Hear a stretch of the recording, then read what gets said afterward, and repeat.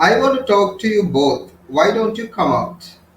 Says Jagan, assuming that Grace is still inside the house, and he wanted to speak to Grace and Marley both simultaneously.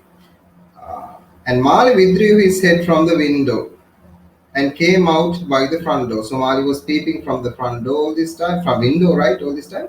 And so what happened was like Marley took the head out of the window, withdrew his head, and used the front door just to come out. He wore a fancy dressing gown and had stuck his feet into slippers. So, see the dress. He's wearing even in a casually when he was alone, isolated in his own house, in his own part, right? This is what he wears. He wore a fancy dressing gown. It's fancy means kind of weird, kind of strange. Dressing gown.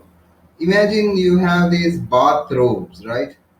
Uh, and these bath towels or bath robes. And I'm not talking about a towel here or a bath robe, but it looks like a gown, right? If you really think about it, imagine a kind of a costume mimicking this structure, mimicking this pattern, and made by kind of using light material can be considered as something as a dressing gown. Oh, so Mali was wearing this dressing gown and had stuck his feet into slippers, and he's wearing slippers. He seemed to cower back and recoil from the bright Indian sunlight. Though it seems like Mali disliked the this raucous kind of this sharp, this uh, bright Indian sunlight. He was he's so concerned about his skin tone. He's so concerned about his uh, kind of what would I say? It's like just like women in case, right? Women are so concerned about their skin tone. We are not. Women are so concerned that they think that this bright sun can just affect the skin color. It can just kind of tan. There's a tanning effect as well, right? So in case maybe Mali, that's the reason he's just avoiding the sunlight. But for some reason, he's hating the sunlight. Maybe because, like, he doesn't even travel in the daytime mostly. His errands, his traveling, perambulations are all just limited to the night time. But once in a while he travels in the day also. That's a different thing. But anyway, what we should know that Mali is kind of recoiling from this bright sunlight. It was as if it was unique and could not come out except with the fanfare and appropriate pageantry. It looked like Mali cannot come out without kind of a showing off, kind of a display, a kind of a outward kind of a gaudy display. That's what we call like fanfare. It's just in other words, you know what you mean by showing off, right? So for Jagan, it's like Mal is kind of showing off, even right coming out having this fancy gown and slippers, and this is strange in Malgudi. People in Malgudi normally wears a jibba, dhoti, or just maybe in occasional cases like sarong. I don't know, it's not mentioned here, but maybe trousers and everything, right? But these gowns are just not kind of typical Indian attire. So that's maybe the reason someone is feeling here is like fanfare. An appropriate pageantry. Pageantry is what? Write down if you don't know pageantry. The meaning is rich and spectacular ceremonies called a pageantry.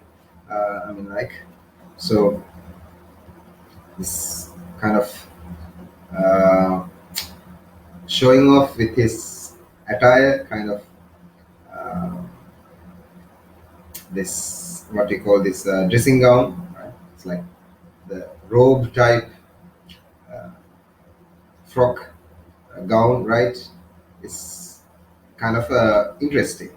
He approached his father and said, "I don't like that guy over there watching us. Don't talk loudly." Even Mali admits, right? Mali sees the neighbor. The first thing, yeah, comes out and says, like, "Don't talk loudly, father. I dislike this person, just like staring at us from that distance." All right, Jagan whispered hoarsely. Jagan said, "All right," and he wanted to whisper, but he said the whisper hoarsely, kind of roughly.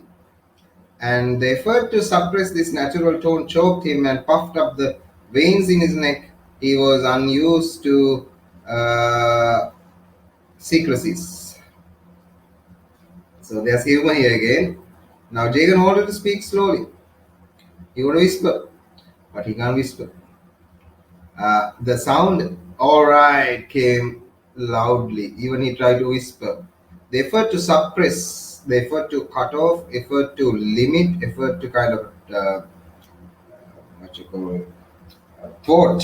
His natural tone, natural voice choked him, and the veins became puffed. I mean, like he wanted to speak slowly, in kind of a whispering way, but that didn't work. He can't speak in a low tone. He can't speak like secretly. That's how he used to, right? He's a man that opens his mouth and freely speaks, and he can't speak secretly. Even he tried to speak secretly. That kind of secretive words are are coming out loud. That's the idea, right? Whispered host. Mali said, "Why should we talk in the garden? Can't we go in?" Mali invites father, right? Okay, now what's the point going to the garden to talk? There's a house here. Shan, why can't we go inside and talk like father and son, right? Inside my part of the house. Jagan was afraid to mention the actual reason and slurred over it by saying, I thought it was pleasant here. And Jagan, right? We know the reason, right? Why Jagan is not going to that side. I mean, like, why he partitioned or just, blocked or barricaded himself in the first place because he don't want this to be part of, or by accidentally even to trespass or just go to that tainted or kind of polluted uh, place. It is a very dirty kind of a place for Jagan, right? Mentally, right? So now, I mean, like Mal is inviting him just to come to that part of the house. Is very ironical, and but still, he says like, okay, okay. I thought it was pleasant here. This is good. No, I mean, like staying outside is better, right, than going out inside. Inside. So let's talk outside. Ah, yes, said Mali cynically. Kind of cynically means kind of in a negative way, in a kind of pessimistic way. Says, yeah. Outside is good. With the sun scorching and the old neighbors providing an audience, the sun is burning us, scorching us, our skin, and the neighbors are watching us. Yeah, outside is good, Papa, right? Said Mali. So you identify the sarcasm here, right? The satire here. Uh, the string was lost on Jagan. Sorry, the sting was lost on Jagan, whose only delight was that he had today caught his son in a talking mood. Let us move on to the shade on in the corner. The man won't see us there. So father is very happy that Mali is in a talking mood today, right? Uh, Mali is ready to talk. And he invited Jagan, invited Mali. Let's go to that part where under the shade, that corner, so no one can see us. Father invite Mali. Let's go outside to that part of the garden and just talk. But all the passers-by will watch us, said Mali. Yeah, and the people who's passing by can see us clearly. So what about it? Asked Mali. So why is wondering about passers-by? And Jagan is not wondering about it, or Jagan is not bothered about it, because Mal is dressed in this kind of a fancy gown, right? And he's wearing slippers, and no wonder people in the Malgudi just give a second glance. He has this high eye turning quotient, or a high eye turning ratio in his dress itself, right? And people will automatically look to it. It's natural. And maybe that's the reason he's saying this. Jagan asked, "Why should not people look at us? What's wrong with us?" asked Jagan. So, Jagan asked, "So what is wrong? People are watching. People will see. Is there a problem in it?" said the father. People must respect people's privacy. That's all. We don't do it in this country. In America, no one stares at another, says Mali reproachfully, in a reproaching tone. He says these things like, yeah, people must respect other people's privacy. The idea here is people must give some space for others. I mean, like tolerate others, not this kind of threatening, this repugnant, this disgusting violation of privacy is what Mali hates. Now, we don't do it that in this country. I mean, like in India, this post-colonial India, somewhere around 1960s, right? It's not obvious, says Mali. And in America, no one stares at other. In America, in that liberal kind of background where he was staying for a while, he says it's different.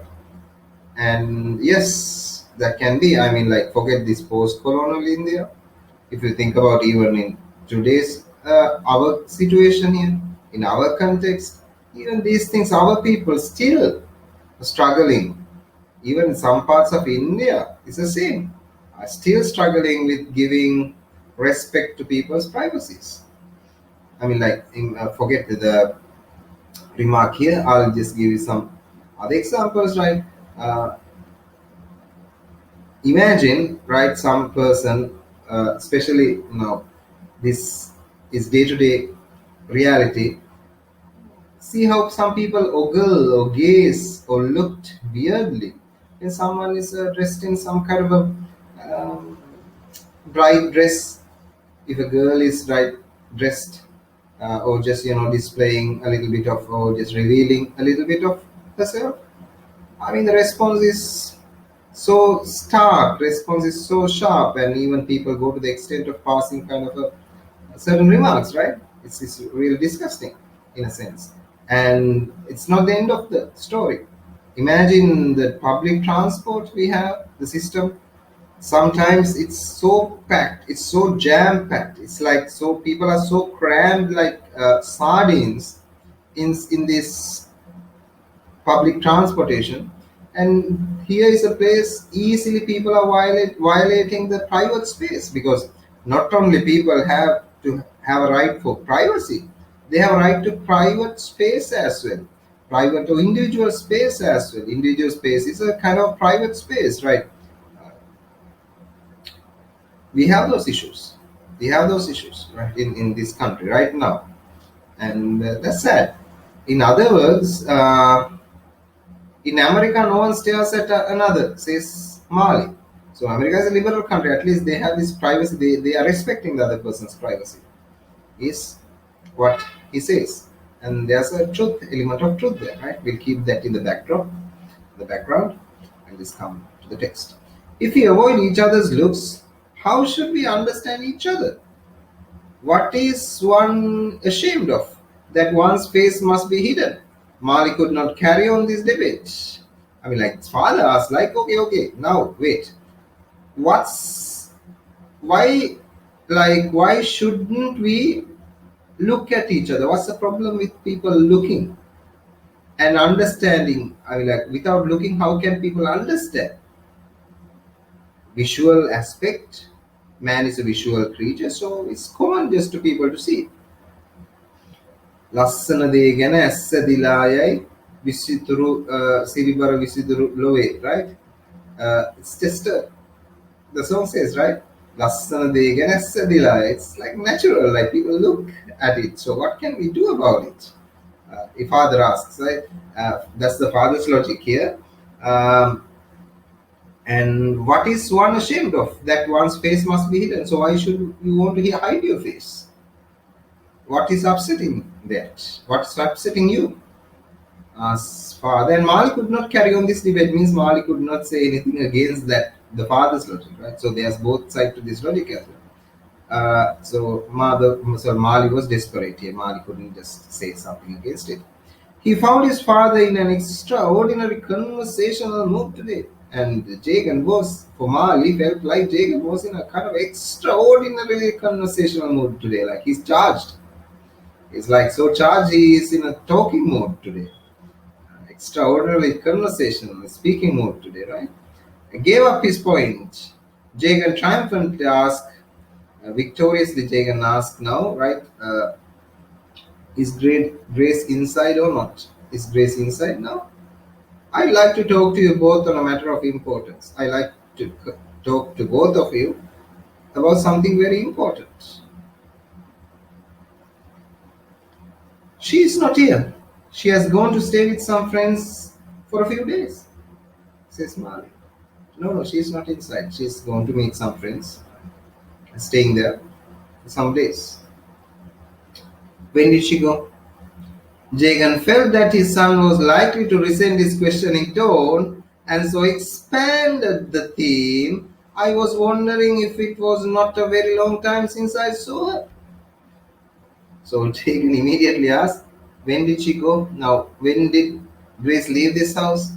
But at the same time, Jagan was a little bit scared that, his tone, his kind of questioning line would upset Mali. We know sometimes even from his young ages, right? Mali resented this questioning from the father. And so father immediately dilute his question or extend it by adding to that question appendage, annexure. I was wondering if it was not a very long time since I saw her. I mean, like, if I remember, I'm just thinking, like, I didn't see her for a certain time, says Jacob, right? And Mal immediately replies, you have sealed off the middle door and used the back door. What is your idea, father?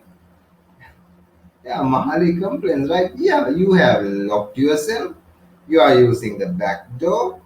And what is your idea, father? Like, what is in your head, father? Why are you acting like this? What is this, forcing you or just, motivating you to act like in the first place? So the complaint is there again, right? You don't know about Grace, so you don't know Grace is not in this house because kind of you're isolated, you are kind of insulated yourself. So it's not wondering, it's not a surprise that you don't know what's going in this part of the house. At the same time, there's another aspect to this charge, right? What's your idea, father? What's your motive, father? And while Jagan was choosing words for a plausible answer, plausible means a kind of a trustable, a kind of a reasonable, valid, credible, feasible, plausible, is same thing, right? Credible, kind of a valid answer. So Jagan inside he said, just try to come up with a reasonable answer. The boy went on. Uh, do you think my business is going to be dropped because you have shut the door? Our correspondence goes on, and I must know where we stand. Do you imagine you have made me drop the project? Asked the boy. I mean, like, anyway, this conversation between father and son always going to end in this kind of end point, a dead end, right? And Malia's like, do you think my business is going to be dropped because you have shut the door? Because you barricaded, do you think that I'm not considering you as the chief sponsor in my project? I'm not coming behind you. I'm not following you on this thing. Our correspondence, his American correspondence there, goes on, and he mean like, yes. At the same time, he's maybe having this connection with the American collaborators. At the same time, he wants his father to engage in this project anyway. Father can't run away, right? Our correspondence go on, and I must know where we stand. I have to make a decision now.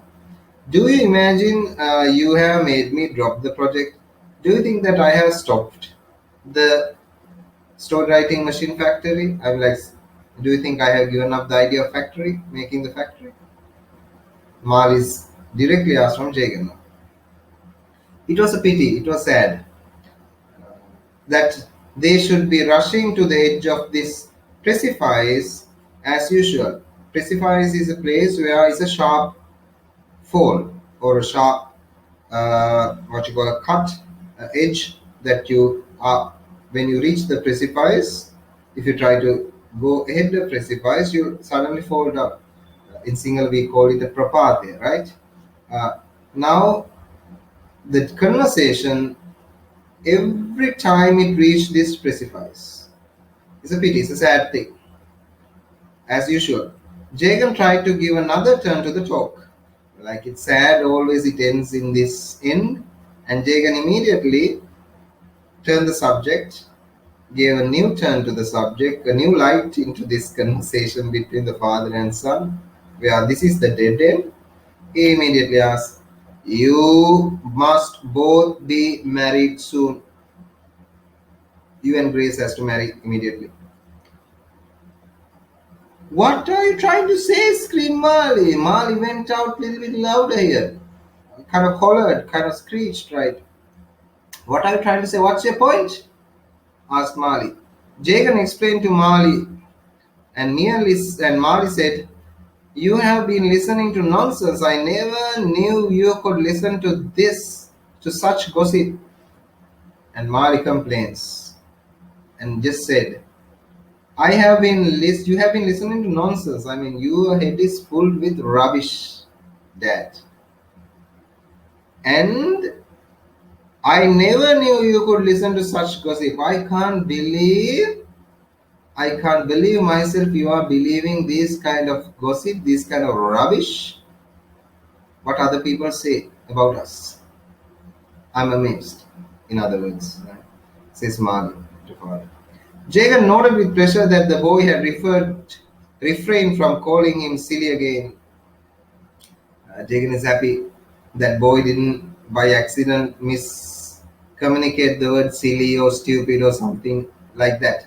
Because in this Asian culture, adults or elderly people always anticipate, always wish there was a respect from the young people when they were addressing them. So they anticipate that. They don't know what we sometimes say it, but when we are in a conversation with adults, the adults expect this line of respect from the young generation, from the young people. So that's something natural. So sometimes Mali don't stick to this line that upset the father, but here it's okay. Father is happy that Mali didn't use those words. He asked, Jagan asked, "Does Grace gossip about?" Yeah, he asked means yes. Silly again. He asked, "Does Grace gossip about herself? Is Grace is talking about all these things? I mean, like, is the Grace? Does Grace gossip about herself? Is this what Grace told you?" "Anyway, I do not want to go into all that again. This is a very small temple," said the father, right? And this is what Jagan says. "I don't want to go into those details, right? Your personal issues and this gossiping and everything. But here is my answer. Here is my solution. Anyway, I do not want to go into all that again. There is a very small temple where you can go through a quick marriage. No one needed to be invited. Just three of us and a priest, and you can be done with the whole business in an hour. So what you have to do is we have to arrange an immediate marriage and no guests and no invitees here. Only four people: you, Mali, Grace, Father, Jagan, and a priest. We'll marry. Everything's over. Then you are married. I mean, like you are husband and wife. So the problems are over. So nothing is tainted thereafter. Everything's okay. Everything's settled for Jagan, right? In Jagan's mind. That's Jagan's solution. Actually, as a matter of fact, this solution was given to him by the cousin. We found it in the last chapter. Grace has been getting funny notions. That's why I told you to pack her off some weeks ago. But you grudged the expenditure, said Marley. She's not in her right mind. She must go to a psychiatrist. That was Marley's reply. Another shocking, another repelling, another disgusting kind of reply, right? If you think about it. Grace has been getting this funny notion. Grace has been getting this crazy, weird, stupid, in other words, right? Stupid notion, ideas in her head. That's why I told you, father, that we have to pack her off some weeks ago. We have to send her to America. But what happened was you grudged the expenditure. You hated, or you disliked, or you didn't wanted to buy her a ticket, says Mark. She is not in her right mind. She's not okay. In other words, she must go to a psychiatrist. She has to consult a mental doctor. That's called a psychiatrist. When someone is mentally imbalanced, mentally unstable, you normally take that person to a psychiatrist. So he just do the examination, do some tests, and prescribe some medicine, no relaxation or drugs or anything, till that person naturally recovers from his mental agitation or mental disorder, right? So that's what psychiatrists do. Uh, so now there's irony here if you really think about it. Marley says it's your fault, father, that you didn't buy her the tickets. You didn't I'll bear the expenditure. Now, whose girlfriend is Grace? Is it Jagan's girlfriend? No, it's Marley's girl, right?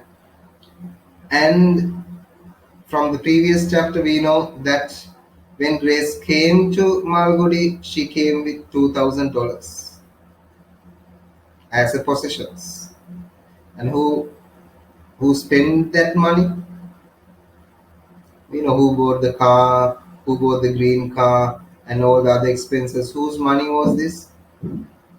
It was Grace's money, right? Marley has paid.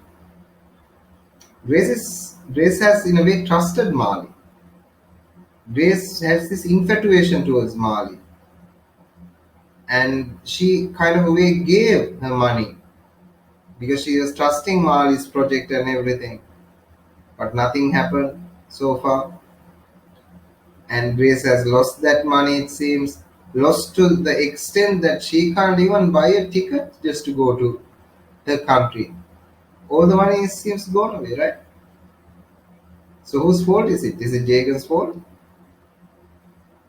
And now, just to send her to America, Marley wants father to buy the ticket. Isn't that ironical? Have you ever thought about these things that way? What if you had a son like Marley? Imagine you are in Jagan's shoes. What's your reaction if you had a son like Marley? Or if your parents had a son like Marley, if you have a brother just like Marley, what would you do? Kind of prodigal son, right? Wasteful son. Uh, and she is not in her right mind. She must go to psychiatrist. That's that. Ask the father. Is that the end? She has to go to psychiatrist. Don't you? Sorry. What's that? Means like the idea is father didn't understand the word psychiatrist.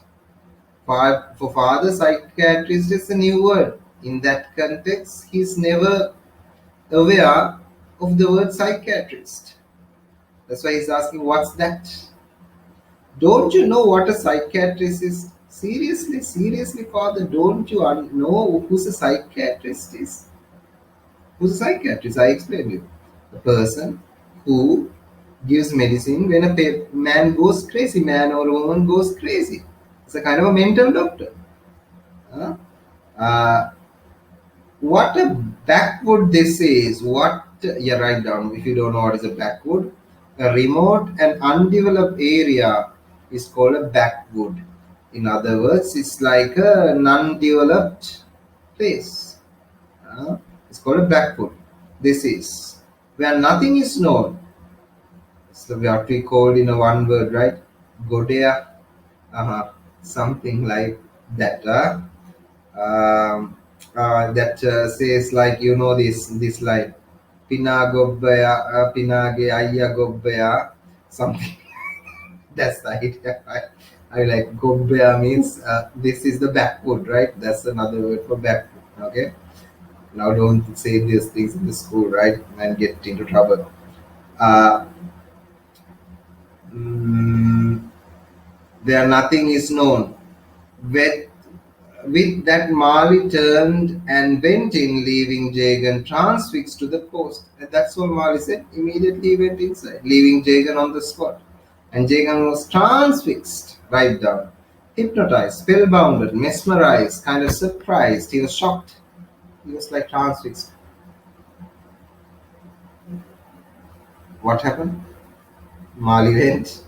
He's mesmerized. He can't make the head or the tail of the story. What is a psychiatrist? Now you are living in a backwood. No idea, right? What is he talking about? He tried to recollect the words that Mali had said and to make out that their meaning. So Jagan tried to recall the word. What was that word? Psychiatrist. And to understand that meaning, what is a psychiatrist? Jagan is thinking inside his head now. There was no meaning. Jagan couldn't get a meaning out of it. It's like Greek for him, Latin for him, right? Chinese for him. He didn't understand what is psychiatrist. There was no meaning. What was a psychiatrist? Another way, right? What is the psychiatrist? And why just Mali says Grace has getting funny notions, funny ideas. I mean, like she's not in right mind. These things are totally out of context and hard to comprehend for Jagan. But what would he do before he could sort out in his mind the neighborage? Now, before he can just come into a conclusion or get an idea like what's going on, we remember the neighbor, right? Neighbor was watching along the fence. He was now very inquisitive, and the neighbor is looking at this guy, Jagan, and commenting and started a conversation.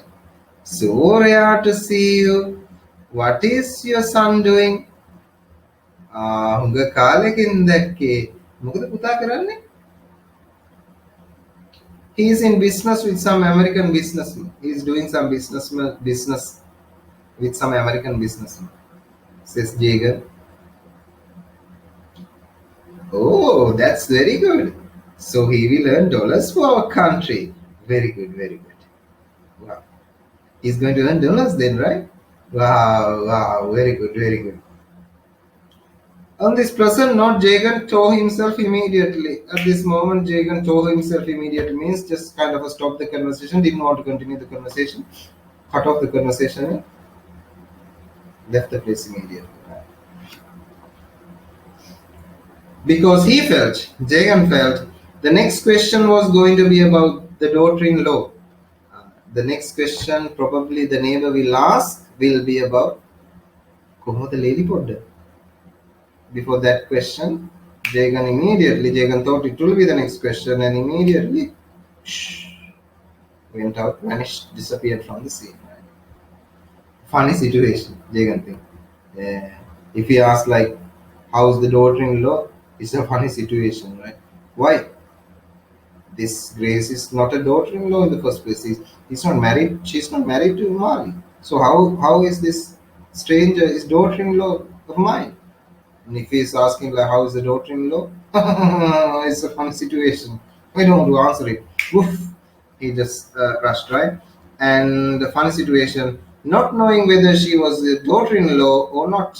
There you go. Even Jagan knows this. Grace is not daughter-in-law. He was totally at loss to decide who was lying. At the same time, Jagan is confused now. To the fact, to the end, to the point that who is lying here? Who is telling the truth? We remember previously, Grace said Mali wanted to marry her in India, in the Indian style. That's why she was invited here to this place, and she brought like $2,000 with her. Can you remember? But Mali didn't marry, and luckily she didn't have a child. And now again that Grace said, can you remember, if you can recall, Mali wants me to go to America. Mali is going to send me to America. Now what does Mali say? Mali say Grace is having these weird ideas, these strange ideas in her head, and that's why we had to send Grace to America, just to get her head checked. We have to send her to a psychiatrist. So now these two stories are contradictory. They are paradoxical. So now Jagan is not sure who's saying the right thing and who's lying. He's confused. Is Mali lying or is Grace lying? Who's telling the truth? He's confused. So that's how chapter 11 comes to an end.